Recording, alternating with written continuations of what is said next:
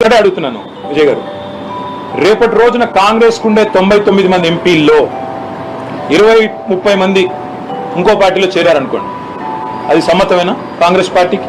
కాబట్టి కాంగ్రెస్ ఆలోచించుకోవాలి, వాళ్ళు చేస్తున్నది రేపు మళ్ళీ వాళ్ళకి తిరిగి చుట్టుకునే ప్రమాదం ఉంది. ఇంకొక మాట కూడా నేను గుర్తు చేస్తా ఉన్నా, మీకు చాలా మంది మిత్రులు చాలా పరిమితమైన అవగాహన, పరిమితమైన చరిత్ర అదే మాట్లాడుతున్నారు. అసలు ఈ తెలంగాణలో ఈ ఫిరాయింపుల ఫర్వానికి శ్రీకారం చుట్టింది ఎవరండి? 2004లో రాజశేఖర రెడ్డి గారు కాదా? 2004లో టీఆర్ఎస్కి 26 మంది ఎమ్మెల్యేలు పొత్తులో గెలిస్తే 10 మంది ఎమ్మెల్యేలు తీసుకొని పోయింది ఎవరు? మొదలు పెట్టింది కాంగ్రెస్. ఆ రోజు తీసుకున్నది వాళ్ళు 10 మందిని. ఏమంటున్నా అంటే, చరిత్ర అంటూ తవ్వుకుంటూ పోతే కాంగ్రెస్ చేసిన ఘాతకాలు ఎవరు చేయలేదు. ఇప్పుడు నేను అనేదల్లా ఒక్కటే, ఇది రాజ్యాంగబద్ధం కాదు, చట్టబద్ధం కాదు. కాబట్టి వాళ్ళని అనర్హులుగా ప్రకటించాలని మేము డిమాండ్ చేస్తున్నాం. స్పీకర్ గారు నిర్ణయం తీసుకుంటారని ఆశిస్తున్నాం.